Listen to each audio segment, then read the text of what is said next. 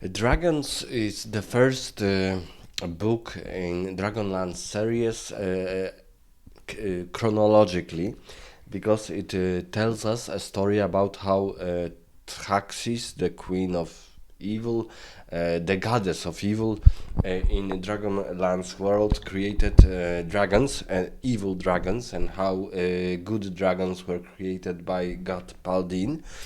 So in Dragonlance world, this book specifically is the first chronologically. Unfortunately, I read a review that most of the books written by authors other than Margaret Weiss and Tracy Hickman, and those authors created the Dragonlance world and created first books about heroes of the lands, about Tanis, Kitiara, Raislin, Sturm, Karamon, Flint Fireforge, Tasselhoff Burfot. Uh, those authors created the first books. They were not first chronologically, but they were first to be written, and those authors with other co-authors created the Dragonlance world. But most other books were written by different authors, cooperating with and corroborating with those who have rights to Dragonlance world and series. And unfortunately, those other authors were much worse in explaining and in writing. They were worse writers, and we can see that in this book Dragons, because this book specifically is showing us the history of dragons through many millennia. So not this is not a story about, for example, the beginning only, but it shows us the history of the dragons through thousands of years. And unfortunately, the book on its own is not very big. It's about 360 pages, but the format is like half or one fourth of A4. So it's really maybe not very small, but small book. And the biggest problem is that those dragons and the dragons in Dragonlance series are the most powerful beings on Earth, but we cannot see this from this book, from this book specifically, because they mostly act like very intelligent animals, but they are not animals. In Dragonlance world, dragons are the most powerful beings. Many of them are very powerful in using magic, so they are intelligent, they are cunning, and they live for a very long time. So they are superior in comparison to other races, to ogres, elves, humans, dwarves, and other races. But from this book, we only see that they are just they can fly, they can cast spells, but they are rather simple folk. They are a simple lot, if we can say that, and we can see that the other authors of Dragonlance series, didn't focus that much on developing characters, on developing their assets, their advantages, their disadvantages. And they are rather boring, and they are boring, and they are blunt, and they are very simple. And we read this book, Dragons, we see that those dragons are not very intelligent. They are rather simple and rather even primitive. They just are immensely strong and big, and they can cast spells like a soldier can fire a rifle continuously without any pauses. So they are like very big animals with unlimited power. And this is not the case, because we saw from the first book in Dragonlance world, dragons of autumn, and then dragons of winter, then dragons of spring, that that dragons were not omnipotent creatures, and they knew that even though in War of the Lands they have advantage almost through entire war, they still lost to good dragons and to heroes of the lands, specifically to Raistlin Maere, Tanis half elf, and Sturm Brightblade, and but we see that that, for example, they knew that winning a war is not just a simple trick to use magic and to use power. That you need to be intelligent, you need to be cunning, you need to rethink many things. So, for example, they hidden the eggs of good dragons, and in this case, the good dragons didn't intervene at the beginning of this war. So the bad dragons were already lurking and already plotting to conquer the world, but specifically continent Ansalon. But the good dragons were not there, because they thought that their eggs were hostages, were captives to evil dragons. And when the situation changed, the whole war thing was completely reversed. Um, and it was it was shown us in a very intelligent way, because Dragon Age series, especially the best ones, the Dragon Age Chronicles and History of Raistlin and Caramon, they are books for teenagers. So, for example, when I was a teenager, I thought they were very, very good fantasy books. But after reading them for the second time as a 40 years old guy, I know that they are rather simple. But still, the heroes were not that simple. Raistlin Maere, Tanis Half-Elf, Sturm Brightblade, Kitiara Udhmatar, Flint Fireforge, Tasselhoff Burfot, even Goldmoon, even Riverwind. They were simple, but also they were not simple. They were sometimes very blunt, but they were not blunt. Uh, for example, the whole plot and the whole romance between Tanis and Kitiara, the story of Caramon and Raistlin. They were not, of course, as intelligent and as impressive as, for example, Lord of the Rings, but still they were really good. They were really good characters, and even if the story or if the plot was sometimes simple, sometimes too simplistic, sometimes very banal, uh, it's still it's still, as fantasy book, it was still a good book.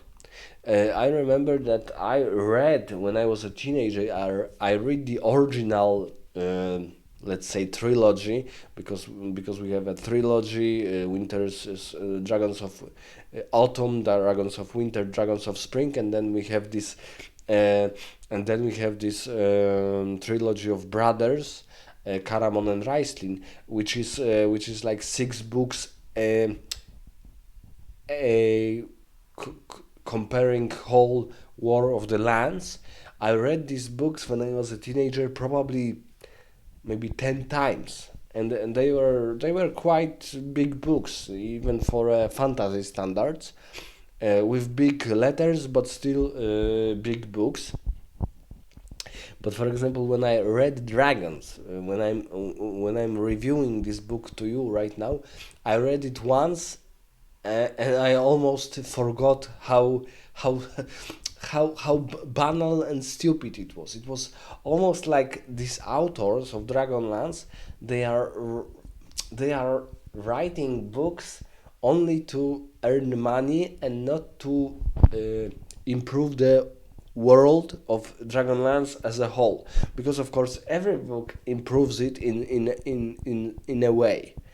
It improves it, show us, for example, these books, many of these books of Dragonlance series is showing us ancient times, because in War of the Lands we see almost like situation is similar to Lord of the Rings. So we are at the end of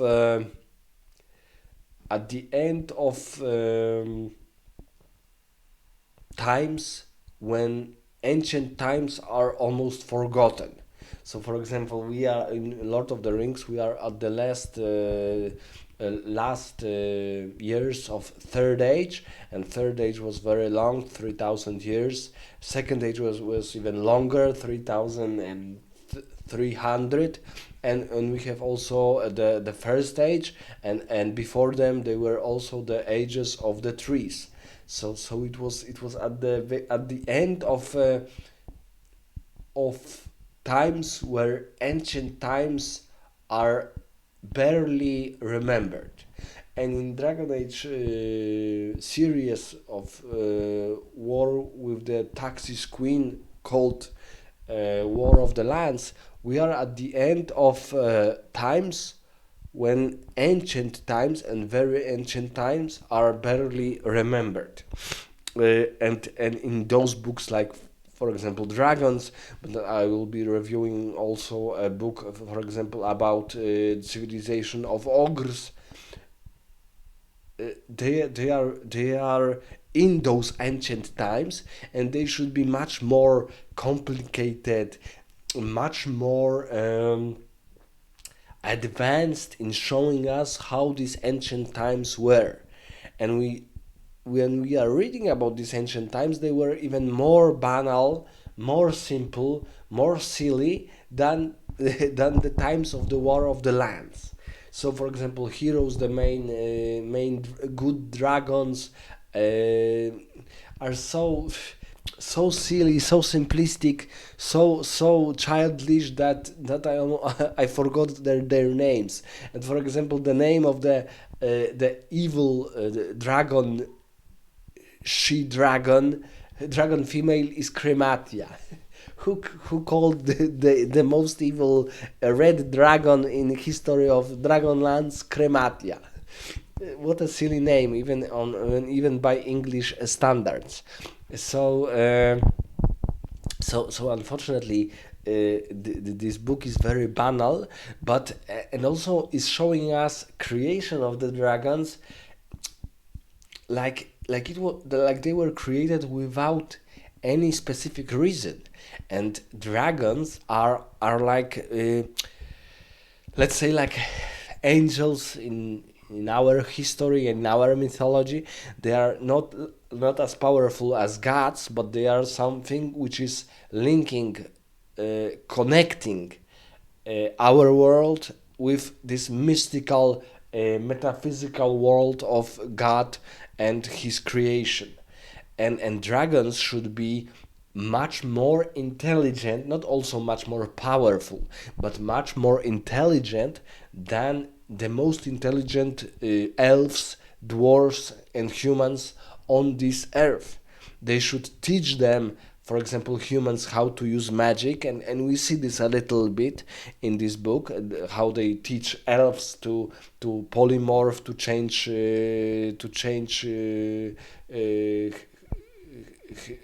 their appearance, or to polymorph to other animals or other beings.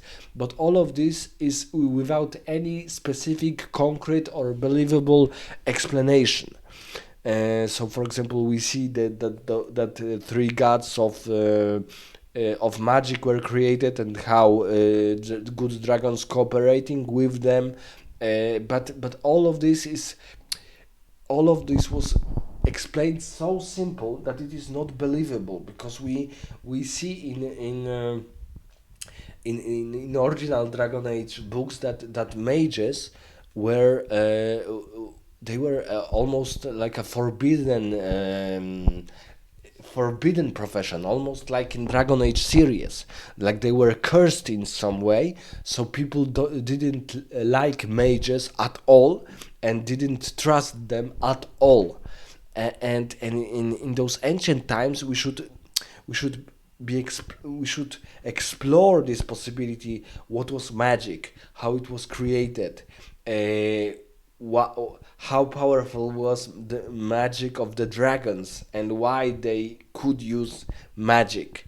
Um, from this book, Dragons, we only have partial answers, and their answers are too silly to be believable. So they are too simplistic to be believable, because, for example, in Dragon Age series, we see that real mages need to at some level of their development, they need to pass a trial, very dangerous trial, and very deadly trial. And it is only after that trial they are real mages. And in case of dragons, we didn't see the negative effects of magic and the negative effects of using it in our world. Let's say, for example, we see that in Dragon Age Origins, very good game, we see that using magic is almost like a curse. It's very dangerous. Uh, even in Dragonlance, it's sometimes dangerous. In Forgotten Realms, mages cannot use magic all of the time. They need to, for example, sleep. They only have certain, let's say, slots with certain spells, and they cannot use magic like 10,000 fireballs per day, and they have limitations. And in showing us this dragon's magic, we almost see like they are very silly animals who were born with power. They don't know where this power came from. Sometimes they even don't know how to use it properly, and they are just powerful because they are deadly. So they are powerful because they are big and they are deadly. Their breath is deadly, and that's all.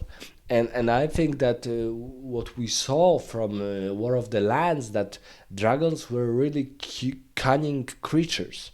They were almost like gods to people of Toril, to people of, oh my god, what is called the world of Dragonlance, to people of the continent of Ansalon, let's say. So this book was for me very very simple, too simple to be likable. Let me know in the comments what do you think about this specific book, Dragons, first chronological book in Dragonlance world.